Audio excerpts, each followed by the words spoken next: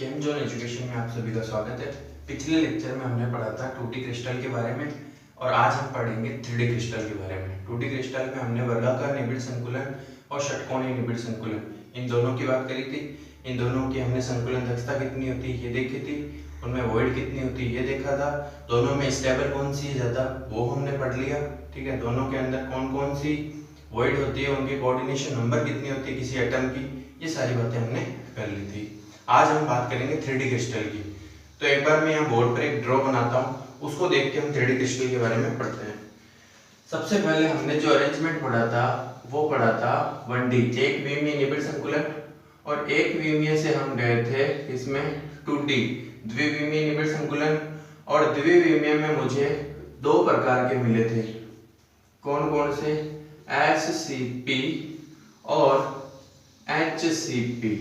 SCP क्या था, वर्गाकार निबिड़ संकुलन। इससे अब मैं जा रहा हूँ 3D के अंदर, क्योंकि ये तो 2D है ना, 2D से मैं कहाँ जा रहा हूँ 3D में। तो मुझे दो प्रकार के मिलेंगे, SCC और BCC। ठीक है, सिंपल क्यूबिक सेल और body centred cubic unit cell. ठीक है, सरल या आद्य घनीय जालक और यहाँ पे काय अंतर केंद्रित जालक। ठीक है भाई, ये हमें बातें करनी है। तो आज मैं SCP से SCC और BCC बनाना आपको सिखाऊंगा। ठीक है, तो सबसे पहले हम बात करते हैं कि SCP से SCC कैसे बनता है। ठीक है, फिर अगर उधर की बात है तो ये हम कल पढ़ेंगे, या नेक्स्ट लेक्चर में जो है हम इसकी बात करेंगे नेक्स्ट लेक्चर में कि भाई इससे आगे क्या बनेगा। क्लियर? तो आज हमारा काम इतना है, तो ये हम क्लियर कर लेते हैं। ओके, तो बात करते हैं SCP से SCC किस प्रकार बनता है। तो अपनी हेडिंग क्या हो जाएगी, अपनी हेडिंग हो जाएगी भाई वर्गाकार निबिड़ संकुलन, वर्गाकार निबिड़ संकुलन, यानी कि SCP से त्रिविमीय व्यवस्था, त्रिविमीय व्यवस्था का निर्माण, ये हमारी हेडिंग होगी। हमें SCP से 3D बनाना है। ठीक है भाई, अब हम SCP से 3D का कौन सा रूप बना रहे हैं। ठीक है, तो उसके लिए मैं एक और हेडिंग लगा देता हूं, शॉर्ट में लिख रहा हूं अब SCP से SCC। इसकी फुल फॉर्म देख लो, सिंपल क्यूबिक यूनिट सेल,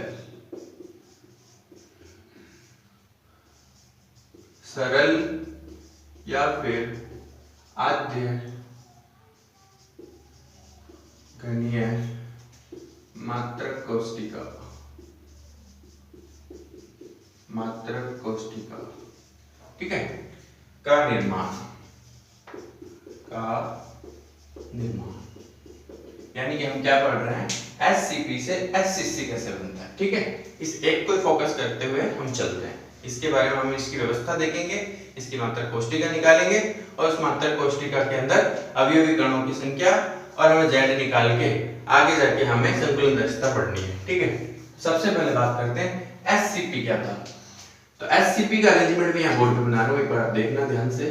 क्या हमने यही पढ़ा था, एक गोला था, दूसरा गोला था, तीसरा गोला था और चौथा गोला था, चार गोले, एक विमीय। फिर इसका द्विविमीय बनाना हमें, तो एटम के जस्ट नीचे एटम था, याद है ना आपको, एटम के नीचे एटम आता है तो कौन सी अरेंजमेंट बनती है SCP। ठीक है, ये एटम, ये एटम, ये एटम और ये एक और एटम, ये SCP बन गया। ठीक है, ये तो 2D था, हम 2D से कहां जा रहे हैं 3D पर। 3D का मतलब देखो, एक तरफ जब मैं गया था तब ये 1D था, जब मैं अब ऐसे चलने लग गया तब ये 2D है। अब मैं कैसे चलूंगा, ऊपर की ओर ऐसे, यानी कि आने वाला एटम कहां आएगा, इनके ऊपर। ठीक है, तो अब मैं लाल मार्कर से बना रहा हूं, आने वाला एटम है इस नीचे वाले एटम के जस्ट ऊपर आएगा, ऐसे 1 2 3 4 ऐसे इनके ऊपर चलता जाएगा। ठीक है, थोड़ा छोटा इसलिए बना रहा हूं ताकि दिख जाए, वरना ब्लैक थ्रेड दिखता नहीं है। ठीक है ना, पर आता इनके बराबर इनके ऊपर है। ठीक है भाई, ये चलता है अरेंजमेंट। इस प्रकार के संरचना को क्या कहते हैं? एससीसी, सरल घनीय जालक। अब उस जालक से मुझे क्या निकालनी है? मात्रक कोष्टिका। और हमने बोला मात्रक कोष्टिका कोई सी भी ले सकते हो, बस बार बार रिपीट होनी चाहिए। तो मैंने क्या किया, यहां से इन 4 के सेंटर मिला दिए। ठीक है, और इन 4 के सेंटर मिलाने से मुझे एक वर्ग मिल रहा है। ठीक है, अब मेरे को क्या करना है, इस मात्रक कोष्टिका को अलग से बनाना है इधर। तो उस मात्रक कोष्टिका को देख के आप बताना कि भाई सरल घनीय जालक रियल में होता क्या है। ठीक है, तो अब एक बार इस व्यवस्था की अगर मैं बात करूं तो आप बताओ, नीचे वाली जो ब्लैक लाइन है, उस ब्लैक लाइन वाली व्यवस्था को मैं ए बोल देता हूं। तो ऊपर जो रेड वाला आया है वो ए के जैसा का जैसा ही है, उनके जस्ट ऊपर ही आ रहा है, तो उनको भी मैं क्या बोल सकता हूं? ए बोल सकता हूं। तो अब जो तीसरा और आएगा ऊपर, वो वापस ब्लैक वाला आएगा, और फिर जो चौथा आएगा वो वापस रेड वाला आएगा। यानी कि कहने का मतलब ए ए फिर वापस क्या आ जाएगा? ब्लैक वाला ए। ठीक है, कुल मिला के इस व्यवस्था का नाम क्या हो जाएगा? ए ए ए ए व्यवस्था। बात समझ आ रही है? क्योंकि नीचे जो 2D वाली बन रही है ना, एससीपी ब्लैक वाली, उस व्यवस्था को मैंने ए बोल दिया, तो अगली आने वाली जस्ट उनके ऊपर ही तो आ रही है, तो दोनों सेम ही हुई। इसका मतलब दोनों को ए ए अगर बोलूं तो अब चाहे कितनी भी लहर आ जाए, सारी ऊपर ही तो आएगी, सबको ए ए बोलता जाऊंगा, तो व्यवस्था का नाम बन जाएगा ए ए ए ए व्यवस्था। ठीक है भाई, अब अगर मैं इसमें से एक ये मात्रक कोष्टिका उठाता हूं, इसको मैं इधर सिंपलीफाई रूप में लिख रहा हूं। ठीक है, सिंपलीफाई रूप में इधर मैं लिख रहा हूं, तो ध्यान देना मैं सिंपलीफाई रूप में मुझे किस प्रकार से ये दिखाई देती है। तो हमने जब वॉइड पढ़ी थी, तो वॉइड में हमने क्या किया था, 2D वॉइड से जब 3D वॉइड बनाया था, तो याद करो वर्गाकार जो अंतराकाशीय अवकाश था, 4 एटम एक दूसरे को टच कर रहे थे, उनके जस्ट ऊपर ही तो 4 एटम लाए थे। तो हमें कौन सी 3D वाली मिली थी? क्यूबिक घनीय वाली अंतराकाशीय अवकाश मिला था ना, वही चीज मुझे यहाँ पे मिलेगा। आप खुद बताओ, नीचे 4 एटम ब्लैक वाले हैं, मैं उधर उनको ड्रॉ कर रहा हूं। देखना, देखिए 1 2 3 और 4, ये 4 नीचे वाले ब्लैक एटम है, फर्स्ट लेयर वाले। ठीक है, और उन चारों के अगर मैं केंद्रों को मिला दूं तो मुझे क्या मिलेगा भाई? अगर उन चारों के केंद्रों को मिला दूं तो मुझे एक वर्ग मिलेगा। बिल्कुल ठीक है। अब बताओ, उन चारों एटम के ऊपर मैंने लाल वाले 4 एटम रख रखे हैं और उन चारों के सेंटर भी मिले हुए हैं, इसका मतलब वो भी एक वर्ग बना रहे हैं। तो देखना, इस एटम के ऊपर मैं एक रेड एटम ला रहा हूं, इस एटम के ऊपर भी एक रेड एटम ला रहा हूं, इस एटम के ऊपर एक रेड एटम और इसके ऊपर भी एक रेड एटम, और चारों के सेंटर भी अब मैं वापस मिला देता हूं। तो बताओ भाई, इस बार एक और वर्ग बन गया। ठीक है, अब देखो नीचे जो 4 है, ऊपर जो 4 है, वो एक दूसरे को टच कर रहे हैं भाई। 4 एटम तो नीचे हैं और 4 उनके ऊपर आ गए, तो एक दूसरे को टच कर रहे हैं ना सारे के सारे, यानी कि नीचे वाला एटम ऊपर वाले को टच कर रहा है। तो ये ऊपर वाला एटम नीचे वाले को टच कर रहा है, ऊपर वाला नीचे वाले को टच कर रहा है, ऊपर वाला नीचे वाले को टच कर रहा है, ऊपर वाला नीचे वाले को टच कर रहा है। बताओ इसको क्या बन गया? क्या एक घन बन गया? क्या बन गया भाई? घन। और इस घन में अवयवी कण कहां उपस्थित है? सारे के सारे कोनों पर उपस्थित है। देखो कोना है, ये कोना है, एक घन में 8 कोने होते हैं और 8 के 8 कोनों पर क्या है? अवयवी कण उपस्थित है। इसका मतलब यही तो हमें डायरेक्ट 12th में पढ़ाया जाता है कि क्या होता है कि घनीय एससीसी जो होता है उसमें अवयवी कण घन के कोनों पर उपस्थित होते हैं। रियल में व्यवस्था ये थी और इस व्यवस्था में से मैंने एक मात्रक कोष्टिका निकाल के आपको वो बात क्लियर की है। ठीक है भाई, तो ये बात हो गई यहाँ पे। अब बताओ, इस घनीय क्रिस्टल में अवयवी कण कहाँ उपस्थित है? इसमें अवयवी कण कहाँ उपस्थित है? अवयवी कण कहाँ उपस्थित है? अवयवी कण घन के कोनों पर, घन के कोनों पर उपस्थित है। क्लियर भाई? चलो दो बातें हो गई। तीसरी बात बताओ इसके अंदर जो वॉइड बनेगी यहाँ पे बीच के अंदर, उस वॉइड का नाम क्या होगा? भाई चार नीचे चार ऊपर जो बीच में वॉइड बनेगी वो घनीय वॉइड ही तो होती है। तो वॉइड का नाम क्या हो गया? घनीय अंतराकाशी अवकाश। घनीय अंतराकाशी अवकाश, या फिर मैं क्या कह दूं? Cubical void. Cubical void. Clear? ठीक है भाई। अब बात करते हैं आगे की। ठीक है, व्यवस्था का नाम हो गया ए व्यवस्था। अवयवी कण घन के कोनों पर है और वॉइड का नाम क्या हो गया? Cubical void. अब मैं बोल रहा हूं किसी भी एटम की कोऑर्डिनेशन नंबर कितनी होती है? किसी भी बोलूं तब आप वो वाला एटम लेना जो ज्यादा से ज्यादा एटम्स को टच कर सके। ठीक है, तो आप मुझे बताना भाई इसी व्यवस्था में मेरे को बता दो किसी एटम की कोऑर्डिनेशन व्यवस्था कितनी है। तो एक काम करें, देखो अगर मैं इस व्यवस्था में से, ध्यान से देखना भाई, मैं इस रेड वाले एटम को ले रहा हूं, इस रेड वाले एटम को। ठीक है, तो मुझे बताओ ये रेड वाला एटम कितने अन्य एटम को टच कर रहा है? तो देखो ये रेड वाला जब यहां है तो अपने इधर वाले रेड को टच कर रहा है, एक। अपने नीचे वाले रेड को टच कर रहा है, दो। अपने लेफ्ट वाले एटम को टच कर रहा है, तीन। रेड वाली बात कर रहा हूं मैं। और अपने राइट वाले ऊपर वाले को भी टच कर रहा है, चार। चार तो हो गए इनके प्लेन में, समतल में उपस्थित है। अब देखो इसके नीचे क्या एक रेड एटम था, ब्लैक एटम था? बिल्कुल था। तो उस ब्लैक वाले को ये टच कर रहा है, वो हो गया नंबर 5। ठीक है, ब्लैक लेयर ऊपर रेड वाला, वापस क्या आएगा? ब्लैक। तो क्या वापस ब्लैक वाला इसके ऊपर आएगा? बिल्कुल आएगा। तो वो कितना हो जाएगा? 6। इसका मतलब एक एटम कितने अन्य एटम को टच कर रहा है? 6 को। तो coordination number of any atom कितनी हो गई? Coordination number of any atom, किसी भी एक परमाणु या एक अवयवी कण की उपसहसंयोजन संख्या। ठीक है, एनी एटम कितनी हो गई भाई? 6 हो गई। सारी बातें इंपॉर्टेंट है कि सरल घनीय जालक एससीसी में अवयवी कण कोनों पर उपस्थित होते हैं। ठीक है भाई, अवयवी कण कोनों पर हो गया। इस व्यवस्था को ए व्यवस्था कहते हैं। और घनीय अंतराकाशीय अवकाश इसमें पाया जाता है। Coordination number of any atom 6 होती है। ठीक है भाई, ये सारी बातें इंपॉर्टेंट है। अब इस 6 वाली को अगर मैं इसमें सिंपलीफाई करना चाहूं तो आप बताना कैसे? एक बात बताओ, जैसे ये रेड वाला एटम था, ये अपना पड़ोसी रेड को टच कर रहा है, नीचे वाले रेड को टच कर रहा है। यहां मैंने एटम्स को छोटे छोटे बनाया ताकि अच्छे से समझ सके। बाकी रियल में क्या होता है, ये वाला एटम इस वाले एटम को टच करता है, ये बड़े बड़े होते हैं और एक दूसरे को टच कर रहे होते हैं। ठीक है, ये भी बड़ा होता है तो ये भी इसको टच कर रहा होता है, ये भी बड़ा होता है तो ये तो ऊपर नीचे आते हैं, ये तो वैसे भी एक दूसरे को टच करते हैं। ठीक है, तो आपको मान के चलना है कि ये एटम एक दूसरे को क्या कर रहे हैं? टच कर रहे हैं। तो इस रचना को देख के आप मेरे को बताना देखें। ठीक है, देखना अगर मैं इस रेड की बात करूं तो आपको पता है ये एक रेड एटम अपने पास के 4 रेड एटम को टच कर रहा था। इस बात को यहां समझो। देखो ये रेड एटम इसको रेड को टच कर रहा है, बिल्कुल कर रहा है। तो एक तो ये हो गया, बढ़िया है।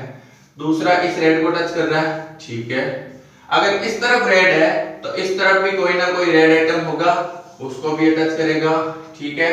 अगर इधर रेड है तो इधर भी कोई ना कोई रेड एटम होगा जिसको ये टच कर रहा है। 4 हो गया। अब एक चीज और देखना, अगर नीचे की तरफ एक रेड है, सॉरी ब्लैक है, नीचे क्या है इस बार? एक ब्लैक एटम है, तो ऊपर भी क्या होना चाहिए इसके? एक ब्लैक एटम होना चाहिए, तभी तो ए संरचना बनेगी। ठीक है, तो बताओ ये एटम कितने को टच कर रहा है? देखना भाई, एक इसको कर रहा है, एक इसको कर रहा है, एक इसको। 3 यहां हो गए तो 3 इधर हमें मानना पड़ेगा, क्योंकि ये तो एक मात्र कोशिका है। ऐसी बहुत सारी मात्र कोशिकाएं हैं जो एक दूसरे को टच कर रही है। तो इधर कोई दूसरी मात्र कोशिका है जिसके ये 3 कण इसको टच कर रहे होंगे। तो इसकी कोऑर्डिनेशन नंबर इसकी कितनी हो गई? कोऑर्डिनेशन नंबर हो गई 6 हो गई। क्लियर है भाई? चलो बहुत बढ़िया बात। अब हम बात करते हैं इसकी संकुलन दक्षता क्या होती है। क्लियर? तो अब हम बात करते हैं संकुलन दक्षता की। ठीक है, इसमें ज्यादा सोचने की जरूरत ही नहीं है, क्योंकि संकुलन दक्षता हम पहले भी पढ़ चुके हैं। बताओ भाई, संकुलन दक्षता का फॉर्मूला क्या था? संकुलन दक्षता को पैकिंग एफिशिएंसी कहते हैं। और पैकिंग एफिशिएंसी निकालने का फॉर्मूला क्या था कि संकुलन दक्षता में उपस्थित अवयवी कणों का आयतन, देखो इस बार आयतन यूज में लेना है क्योंकि हम 3D पढ़ रहे हैं और 3D के लिए आयतन पढ़ा जाता है। उससे पहले हमने एससीपी और एचसीपी जब पढ़ा था तब 2D था, तब हमने क्षेत्रफल लिया था और वर्त का क्षेत्रफल लिया था।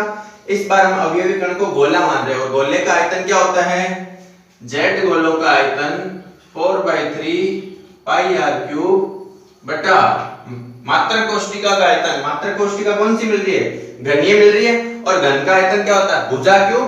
अगर एक भुजा को मैं a मान लूं तो कितनी भुजा होगी, a क्यूब इनटू 100। क्लियर, बहुत बढ़िया, ये फॉर्मूला हमें यूज में लेना है। अब एक बात बताओ, संकुलन दक्षता निकालने के लिए हमें किन किन बातों के लिए ध्यान में रखना है। संकुलन दक्षता निकालने के लिए हमें कौन कौन सी चीजों की आवश्यकता पड़ती है। सबसे पहली हमें पड़ती है ए व आर में संबंध, तो ये पढ़ चुके हैं पिछले लेक्चर में। ए और आर में संबंध क्या होगा, तो हम यहाँ पे वो वैल्यू रख देंगे ताकि आर से आर कट जाए। ठीक है, दूसरा हमें क्या चाहिए, हमें चाहिए अवयवी कणों की संख्या, z की संख्या है, एक मात्रक कोशिका में कितने अवयवी कण उपस्थित है। ठीक है भाई, ये बात हमें पता होनी चाहिए। तो ए और आर में संबंध निकालने के लिए एक बार यहां आके देखो, अगर मैं इसको इधर शो करूं तो मुझे पता है कि ये वाला गोला इस गोले को टच कर रहा है, तो क्या वो यही अरेंजमेंट है क्या भाई, एक लाल है फिर दूसरा लाल है, एक दूसरे को टच कर रहे हैं, और ये वाली पूरी क्या है, घन की भुजा है a, तो ये वाली इस सेंटर से लेके इस सेंटर से घन की भुजा है a। ठीक है भाई, क्लियर है। अगर ये घन की भुजा a है तो मुझे बताओ ये वाली इस गोले की क्या होगी, यहाँ से त्रिज्या, और ये वाली इस गोले की यहाँ से यहाँ क्या है, त्रिज्या। टोटल क्या है 2r, किसके बराबर आ रही है, 1 के बराबर। इसका मतलब a और r में संबंध क्या आ रहा है, a = 2r। बात समझ आ रही है, दो गोले एक दूसरे को टच तो कर रहे हैं और दोनों के सेंटर एटम मिले हुए हैं, सेंटर से परिधि तक की दूरी क्या होती है r, इसकी भी r, और टोटल हमें बीच में क्या मान रखी है a, तो ये पूरी की पूरी क्या है a, और दोनों की r और r मिला के क्या लिख सकता हूं, a = 2r। क्लियर। अब निकालते हैं z की संख्या। z की संख्या निकालने के लिए देखो, इसके बारे में तुम्हें बताता हूं। z निकालने के लिए हमें दो तरीके यूज करने पड़ते थे, कौन कौन से, कोणीय मेथड और एक साझेदारी वाला मेथड, शेयरिंग मेथड, साझेदारी वाला। कोणीय मेथड हमेशा 2D के लिए यूज करते थे। हमने एससीपी और एचसीपी जब पढ़ा था तो याद करो 90/360, 90/360, 180/360, ऐसे कोणीय मेथड ले रहे थे ना। ठीक है, तो कोणीय मेथड हमेशा 2D के लिए लेते हैं, 3D के लिए क्या लेंगे, साझेदारी वाला, शेयरिंग वाला मेथड। शेयरिंग किस प्रकार से पढ़ेंगे वो मैं यहाँ पे आपको समझाता हूँ। इसके लिए शेयरिंग क्या होती है, तो देखो देखें, ये मैंने अपने हिसाब से एक घन बनाया है। देखो, डिपेंड ये नहीं करता है कि आपके पास संसाधन क्या क्या है, डिपेंड ये करता है कि आपके पास जो भी संसाधन है आप उसका सही तरीके से उपयोग कैसे करते हैं। ये मेरे पास था तो मैंने सोचा इसका ही बना लेता हूं, क्यों नहीं समझा सकता मैं इससे। क्या ये आपको घन दिख रहा है चारों तरफ से, ठीक है, ये एक घन बन गया। अब मुझे ये बताओ, इस घन के कोने कहां पर उपस्थित है भाई, इस घन के कोने कहां उपस्थित है, ये रहा 1 2 3 4, 4 तो आपकी तरफ है और 4 मेरी तरफ है, 1 2 3 और 4। ठीक है, ये 8 बन गए कोने। अब मुझे ये बताओ, इस कोने पर कोई अवयवी कण है तो वो कितनी मात्रक कोशिकाओं में बंटेगा। तो मैं इस पूरे घन को एक कमरा मान लेता हूं। क्या ये कमरा दिख रहा है आपको, एक कमरा जिसमें ये 4 दीवारें हैं, एक नीचे आंगन है, ऊपर एक छत है। ठीक है, अब मुझे ये बताना, इस कमरे के इस कोने को कॉमन मानते हुए मैं कितने कमरे बना सकता हूं।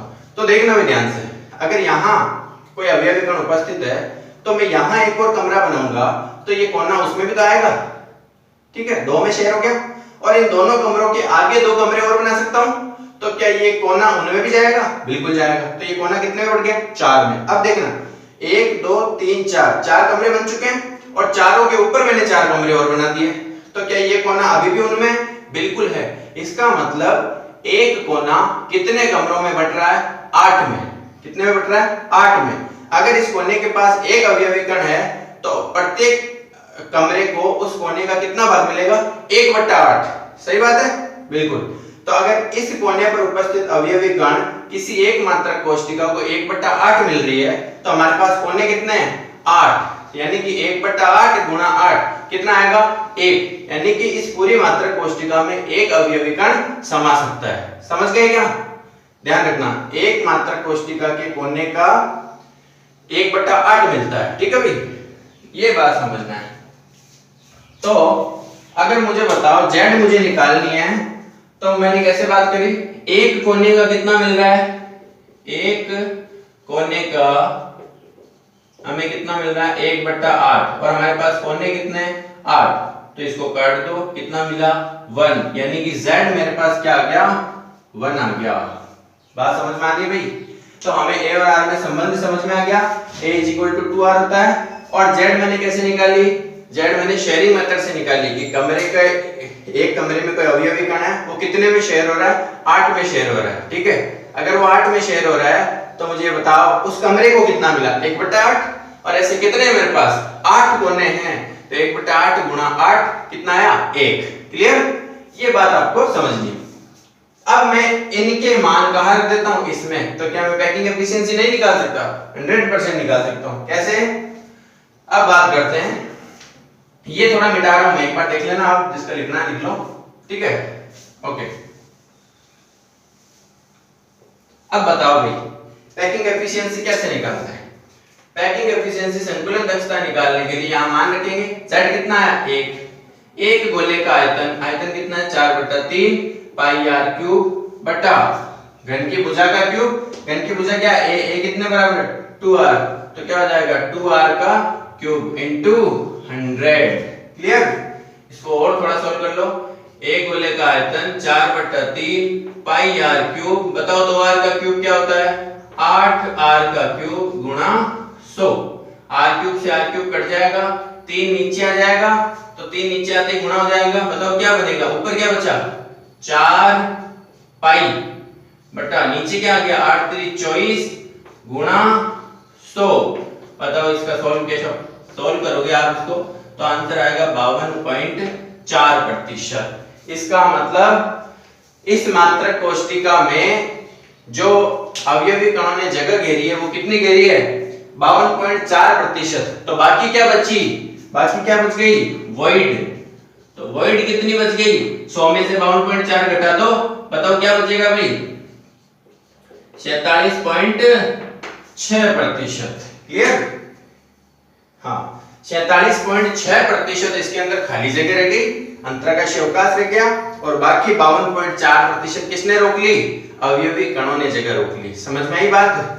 तो ये हमें पूरा का पूरा एससीसी मालूम पड़ा। इंपॉर्टेंट बातें क्या क्या है, इस व्यवस्था को ए व्यवस्था कहते हैं, अवयवी कण घन के कोनों पर उपस्थित होते हैं, घनीय अंतराकाशीय अवकाश इसमें पाया जाता है, coordination number of any atom 6 होती है, ये मैंने आपको यहां समझा दी।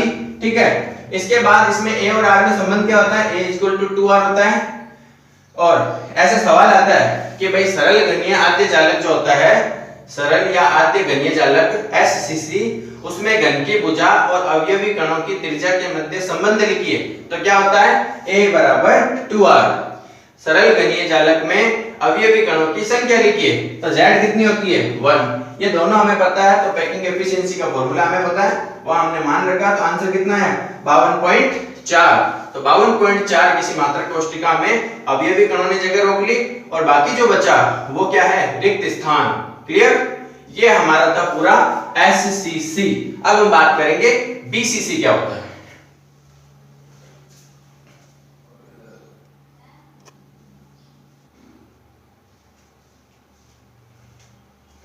तो अब हम बात करते हैं कि वर्गाकार निबिड़ संकुलन से हम बीसीसी का निर्माण किस प्रकार करेंगे।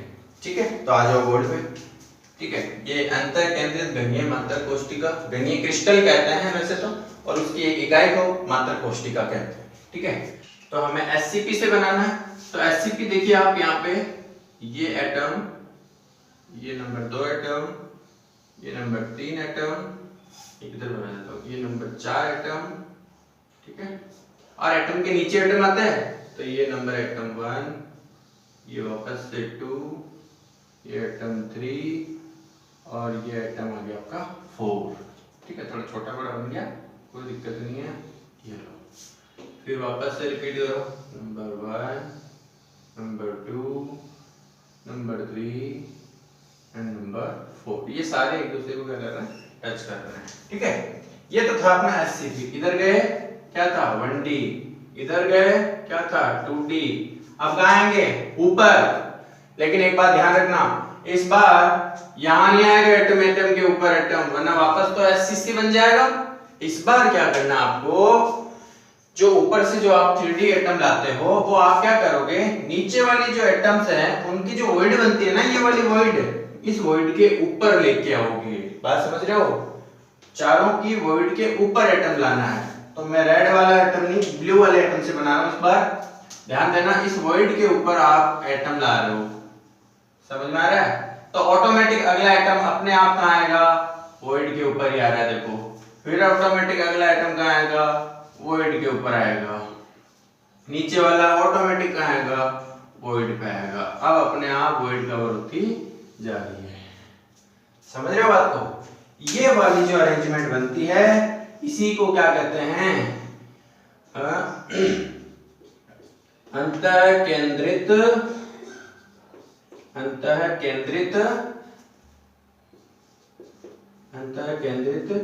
घनीय जालक। ठीक है, अब आप बताना, अब जो तीसरी लेयर आएगी वो तीसरी लेयर कार्य को क्या, दूसरी लेयर के जो ये ब्लू वाले एटम है इनकी वॉइड के ऊपर। बात समझ रहे हो।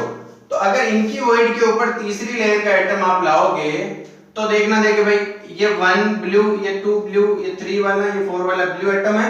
और इनके ऊपर जब वॉइड के ऊपर लाओगे तो देखो एक बार ध्यान से, क्या पहली वाली एटम के ब्लैक वाले के ऊपर ही आ रहा है कि रेड वाला जो अब बना रहा हूं, बिल्कुल।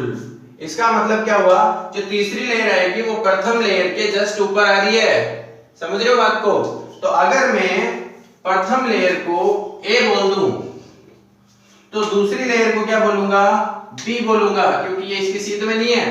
लेकिन तीसरी लेयर जो इसके ऊपर आएगी उसको मैं क्या बोलूंगा, अब वापस से जो तीसरी लेयर आएगी वो इस ब्लैक के ऊपर ही आएगी, उसको वापस से मैं क्या बोलूंगा, A बोलूंगा। तो जो चौथी लेयर आएगी वो वापस कहां आएगी, इस ब्लू के ऊपर आएगी, तो उसको मैं क्या बोल दूंगा, B बोल दूंगा। इस प्रकार के अरेंजमेंट का नाम क्या बन गया, ABAP व्यवस्था। तो व्यवस्था का नाम क्या बना भाई, व्यवस्था का नाम बन गया ABAP व्यवस्था। क्लियर। ठीक है भाई, वॉइड की बात करें इसकी, तो इसकी वॉइड की बात करते हैं। तो याद रखो भाई, जब हमने वॉइड पढ़ी थी तो हमने बोला था अष्टफल की वॉइड कैसी बनती है, अष्टफल की वॉइड बनती है, चार जो एटम होते हैं वो टच होते हैं, चारों के बीच में एक एटम आता है और एक नीचे एटम आता है। ये तो बात की थी, वो अष्टफल के बना रहे थे। यहां आप खुद बताओ, देखो 4 ब्लैक एटम है नीचे वाले फर्स्ट लेयर के, और उनके बीच में कहां गया, ब्लू एटम आ गया।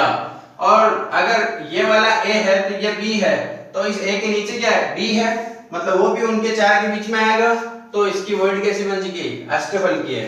तो होती तो अष्टफल की लेकिन थोड़ी विकृत होती है, इसलिए इसकी वॉइड का नाम क्या है, विकृत अष्टफलकीय। क्लियर, ये ध्यान रखना भाई। अब मैं बात करता हूं, इसमें से कोई मात्रक कोष्ठिका अगर मैं उठा लूं तो मैं उसको सिंपलीफाई करके इधर कैसे लिखूंगा। तो इसका सिंपलीफाई रूप देखिए वापस से, ये तो पूरा जाल है ना, घनीय जालक, इसमें से हमें निकालनी मात्रक कोष्ठिका। तो ध्यान रखना भाई, एक बात बताओ वापस से, नीचे वाले एटम ब्लैक है, ठीक है, फिर उसके ऊपर आ रहा है ब्लू एटम, और जो तीसरी लेयर आएगी वापस वो कहां आएगी, ब्लैक वाली बना रहा हूं वापस, फर्स्ट वाले के ऊपर ही आएगी। ये हमने देखा, क्यों, क्योंकि इनकी वॉइड के ऊपर जब रखते हैं तो कैसा बनता है, फर्स्ट के जस्ट ऊपर ही आता है। इसका मतलब क्या हुआ, ध्यान से समझना, फर्स्ट वाली लेयर के 4 एटम एक दूसरे को टच कर रहे हैं, वो मैं यहां बना रहा हूं। ये पहला एटम, ये दूसरा एटम, ये तीसरा एटम और ये चौथा एटम। क्लियर।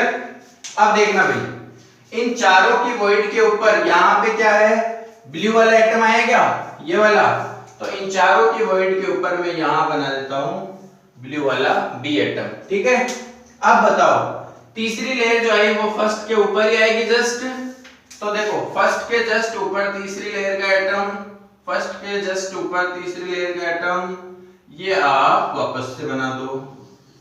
अब नीचे वाली के चारों के जब सेंटर मिलाओगे तो वर्ग बनेगा एक, ऊपर वाली के चारों के सेंटर बनाओगे तो वर्ग बनेगा एक। और आपको पता है प्रथम लेयर ऊपर है और तृतीय लेयर उसके जस्ट ऊपर है, उनको आप मिला दो तो प्रथम को तृतीय से मिलाओ, प्रथम को तृतीय से मिलाओ, प्रथम को तृतीय से मिलाओ, प्रथम को तृतीय से मिलाओ, तो देखिए भाई क्या मिल रहा है इस बार। इस बार भी आपको एक घनीय जालक में घनीय मात्रक कोष्टिका मिल रही है, घनीय मात्रक कोष्टिका है कि नहीं है। लेकिन इसके अंदर एटम कहां का प्रेजेंट है, घन के कोनों पर, साथ ही साथ कहां है, घन के केंद्र पर उपस्थित है। बस यही डिफरेंस आता है एचसीसी और बीसीसी में, एक एटम एक्स्ट्रा में कहां गया, घन के सेंटर में आ गया। ठीक है, अब बताओ भाई अवयवी कण कहां उपस्थित है, अवयवी कण कहां उपस्थित है, कोनों पर और घन के केंद्र पर। क्लियर, तो हमने इसकी व्यवस्था देख ली, एबीएबी, इसकी वॉइड कैसी होती है, अष्टफल की है, और अवयवी कण कहां उपस्थित होते हैं, घन के केंद्र पर। अब नेक्स्ट बात हम करते हैं कि कोई एटम कितने एटम को टच करता है, यानी कि coordination number of any atom क्या आएगी, वो एक बार ध्यान से यहां देखना भाई। अगर किसी भी एटम की कोऑर्डिनेशन नंबर निकालनी है तो अगर मैं इस ब्लू वाले एटम की बात करूं, ये जो मैंने ब्लू वाला एटम लिया है मैं इसी की बात करता हूं, तो एक बात बताओ, ये ब्लू वाला एटम है, नीचे वाली फर्स्ट लेयर जो ए लेयर है ना, उसके 4 एटम के ऊपर ही तो है, तो 4 तो वो टच कर रहा है, ठीक है, और 4 एटम ऊपर से आ रहे हैं तीसरी लेयर के, वो भी तो इस ब्लू के ऊपर ही आ रहे हैं, यानी कि ये ब्लू एटम नीचे, भाई 4 फुटबॉल है ब्लैक वाले, वो नीचे मैंने जमा रखे हैं और उनके ऊपर मैंने एक ब्लू रख दिया बीच में, ठीक है, और 4 फुटबॉल फिर से ऊपर लाया, तो वो जो बीच वाला है ब्लू वाला, वो ऊपर 4 को टच करेगा और नीचे 4 को टच करेगा, तो कोऑर्डिनेशन नंबर ऑफ एटम कितनी हो गई, 8। ध्यान रखना भाई, coordination number of any atom कितनी प्राप्त होती है, 8 प्राप्त होती है। आप कहोगे सर नहीं हमें तो यहां समझाओ, वो वाली बात समझ नहीं आई, तो एक बार यहां भी समझ लो। देखो भाई, हमने पहले बोल दिया ये एटम में छोटे बना रहा हूं और ये एक दूसरे को टच कर रहे होते हैं, तो आप बताना देखें भाई ये ब्लू वाला एटम अपने ऊपर वाले 4 एटम को टच करता है ना, तो अगर मैं इस एटम की बात करूं, इसका सिंपलीफाई इधर लिख देते हैं, ये सिंपलीफाई हो गया। अगर मैं इस एटम की बात करूं तो ये एटम आप मेरे को बताओ, क्या इस एटम को टच कर रहा है, बिल्कुल कर रहा है, क्या इसको टच कर रहा है, बिल्कुल कर रहा है, क्या नीचे वाले को कर रहा है, नीचे वाले को कर रहा है, बिल्कुल कर रहा है, 3 तो ये हो गए। क्या ये अपने इस बीच वाले एटम को कर रहा है, तो हाँ कर रहा है, तो अगर ये इधर कर रहा है तो आप खुद बताओ भाई, इस तरफ करेगा, इसके जस्ट ऊपर भी कोई ना कोई एटम होगा, इसके इधर भी कोई ना कोई एटम होगा। अब देखो अगर इधर कोई सेंटर में ब्लू एटम है तो इधर जो मात्रक कोष्टिका आएगी उसके भी सेंटर में कोई ना कोई ब्लू एटम होगा और ये उसको भी टच कर रहा होगा, तो इस प्रकार से इसकी कोऑर्डिनेशन नंबर में कितने निकालूंगा, 8 निकालूंगा। ठीक है, तो ये 4 बातें ध्यान रखना। एबीएबी व्यवस्था इसको कहते हैं, वॉइड इसमें विकृत अष्टफलकीय होती है, अवयवी कणों की संख्या जो स्थिति होती है वो कोनों पर और घन के केंद्र पर होती है और कोऑर्डिनेशन नंबर ऑफ इसकी 8 होती है। क्लियर, अब बात करते हैं इसकी संकुलन दक्षता की।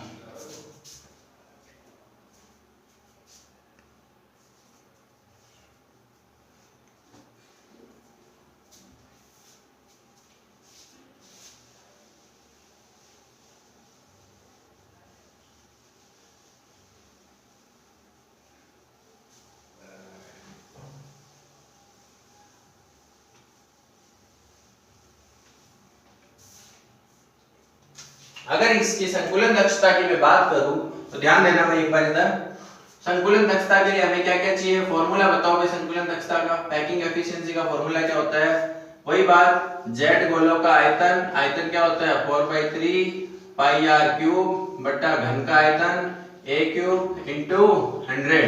ठीक है, ये तो अपना फॉर्मूला है। हमें किन किन चीजों की जरूरत पड़ेगी, तो अपनी शर्तें क्या क्या है, a व r में संबंध हमें पता होना चाहिए। तो बताओ भाई ए और आर में संबंध क्या आएगा। दूसरा, जेड गोलों की संख्या, यानी कि गोलों की संख्या जेड हमें पता होनी चाहिए वो कितनी है। तो पहले हम जेड निकाल लेते हैं, फिर ए और आर में रिलेशन निकालते हैं।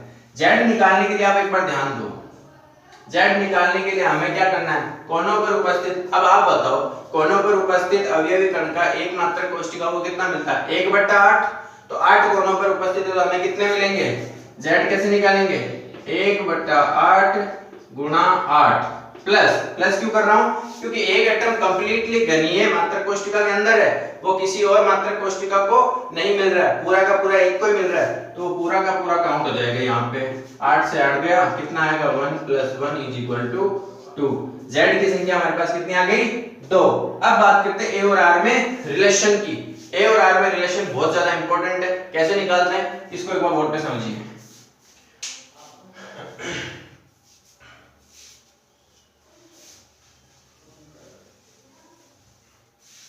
देखना भाई, अगर मैं एक बार वापस से यहाँ पे ये घनीय मात्रक कोष्ठिका बनाता हूं, तो ध्यान से समझना इस घनीय मात्रक कोष्ठिका को। इस बार आपको पता है कि इस घन के अंदर अवयवी कण कहाँ उपस्थित है भाई, यहाँ उपस्थित है कोने पर, यहाँ इस कोने पर उपस्थित है, और बीच में क्या है, एक ब्लू वाला एटम है जो ऊपर नीचे दोनों पर टच कर रहा है, तो वो यहाँ उपस्थित है। ठीक है, क्या यही है भाई, बिल्कुल। मुझे क्या निकालनी है, ए और आर में संबंध, और मैंने पहले बात की ए और आर में संबंध कहाँ निकालेंगे, जहाँ एटम एक दूसरे को टच कर रहे होते हैं, मैक्सिमम एटम टच कर रहे होते हैं। तो मैक्सिमम 3 एटम यहाँ टच कर रहे हैं, यहाँ और यहाँ आप निकाल सकते थे लेकिन 2 एटम टच कर रहे थे। ठीक है, यहाँ 3 एटम टच कर रहे हैं, तो आपको यहाँ से लेकर के यहाँ तक की दूरी निकालनी है, ये वाली दूरी आपको निकालनी है। यानी कि अगर एक कमरे की बात करूं, कमरे के एक कोने से लेकर के उसकी सीध में 180 पे जो दूसरा नीचे की तरफ कोना है उसके बीच की दूरी आपको निकालनी है। यानी कि ये क्या हो गया, एक काय विकर्ण हो गया, काय बॉडी डायगोनल। ठीक है, ये आपको निकालना है। तो आप मुझे बताओ, इस चीज को अगर आपको निकालना है तो आपको क्या क्या पता है इसके बारे में। ये एक घन की भुजा है क्या, ये वाली, बिल्कुल ये एक घन की भुजा है, तो इसका मान कितना होता है, a, हम इसको a मानते हैं। ठीक है, इसको हमें निकालना है तो हमें यहाँ पे एक डायगोनल खींचना पड़ेगा, ये हमने खींच दिया।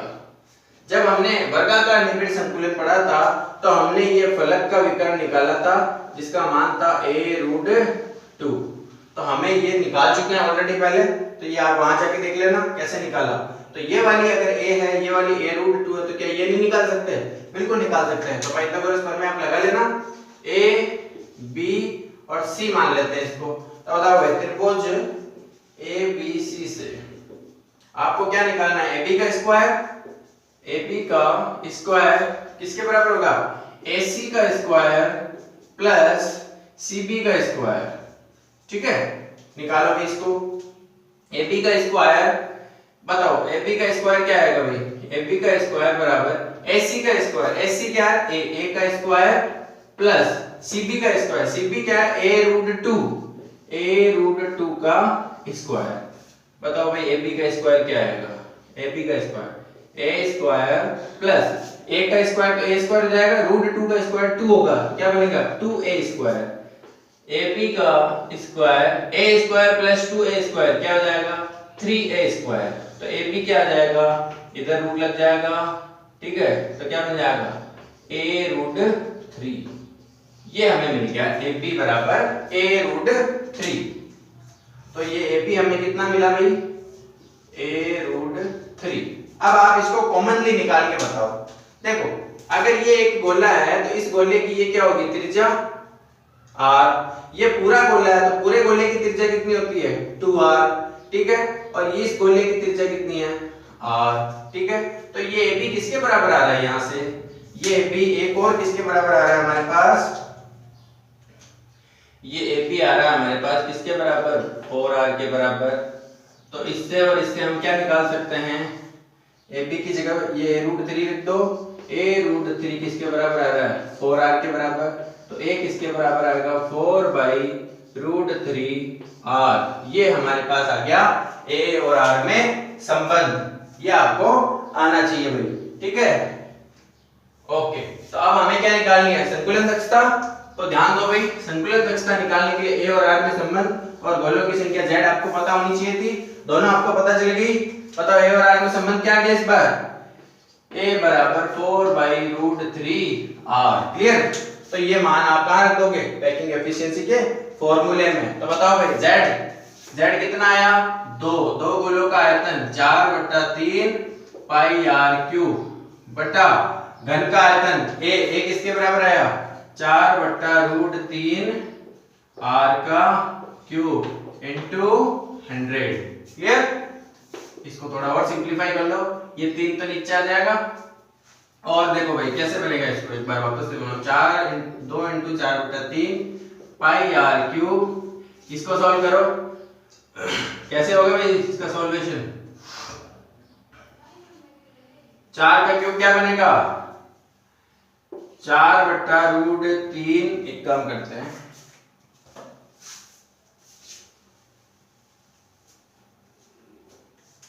हाँ, तो यहां से भाई r का क्यूब बनेगा, वो r³ से तो r³ कट जाएगा, और इससे जब आप सॉल्व करोगे तो आंसर आपका आएगा 68%। ज्यादा कैलकुलेशन में उलझने की जरूरत नहीं है कि कैसे हुआ क्या हुआ, ये आप घर बैठे आराम से कर सकते हो, कैलकुलेशन यही आएगी, आंसर यही आएगा आपका।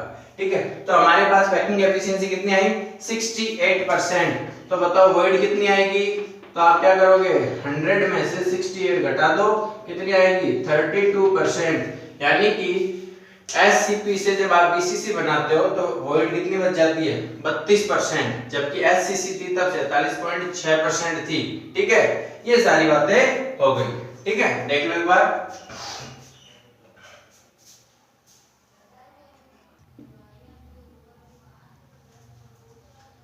ठीक है। तो अब एक बार हम सारी चीजें समराइज कर लेते हैं। हमने क्या किया, 1D से हम कहां गए, 2D में, 2D से हम कहां गए, 3D में। तो 2D के हमने SCP से 3D के दो प्राप्त किए, SCC और BCC। ठीक है, तो इस SCC और BCC में हमने क्या क्या पढ़ी बातें, वो सारी हम यहाँ पे अंतर के रूप में लिख लेते हैं। ठीक है, तो बताना भी, सबसे पहली बात, व्यवस्था का क्या नाम है, व्यवस्था। इसकी व्यवस्था को हम ए व्यवस्था बोल रहे थे, इसकी व्यवस्था को हम एपी व्यवस्था बोल रहे थे। ठीक है, दूसरी बात करते हैं वॉइड की। वॉइड किसमें कैसी आ रही, इसमें वॉइड कैसी थी, घनीय थी। ठीक है, इसमें वॉइड कैसी थी, अष्टफलकीय थी। कैसी, विकृत अष्टफलकीय थी। ठीक है, तीसरी बात करते हैं कोऑर्डिनेशन नंबर की। कोऑर्डिनेशन नंबर इसमें किसी भी एटम की कितनी आ रही थी, 6, इसमें कितनी आ रही थी, 8 आ रही थी। ठीक है, उसके बाद करते हैं अवयवी कण कहाँ उपस्थित थे, कणों की व्यवस्था। कणों की व्यवस्था इसमें कहां पर थी, कोनों पर। ठीक है, और इसमें कहां थी, कोनों पर, साथ में कहां थी, घन के केंद्र पर। क्लियर, इसके बाद चौथी, अवयवी कणों की संख्या z इसमें कितनी आई थी, वो हमने निकाली थी 1/8 × 8 = 1। इसमें अवयवी कणों की संख्या z कितनी आई थी, 1/8 × 8 प्लस एक सेंटर वाला = 2। क्लियर, और फिर हमने a और r में संबंध निकाला। a और r में संबंध क्या था, इसमें था a = 2r, और इसमें क्या था, a = 4/√3 r। ठीक है, फिर हमने क्या निकाला था भाई, पैकिंग एफिशिएंसी निकाली, संकुलन दक्षता इसकी कितनी आई थी, 52.4%, और इसकी कितनी आई थी, 68%। ठीक है, फिर हमने लास्ट में निकाला वॉइड का परसेंटेज वॉइड, इसमें कितना आया था, 47.6, और इसमें कितना आया था, 32%। कितने भी कंपटीशन एग्जाम क्यों ना हो जाए, इससे ज्यादा वो कुछ नहीं पूछ सकता एससीसी और बीसीसी के बारे में। सारी बातें हमने यहाँ पे नोट कर ली है। ठीक है, एक चीज और है कि एससीसी और बीसीसी में सबसे ज्यादा स्थायी कौन सा होगा, तो आप खुद देखो संकुलन दक्षता किसकी ज्यादा है, इसकी। तो ध्यान रखना, स्थायित्व की अगर बात करें तो स्थायित्व में हमेशा एससीसी से ज्यादा कौन होता है, BCC।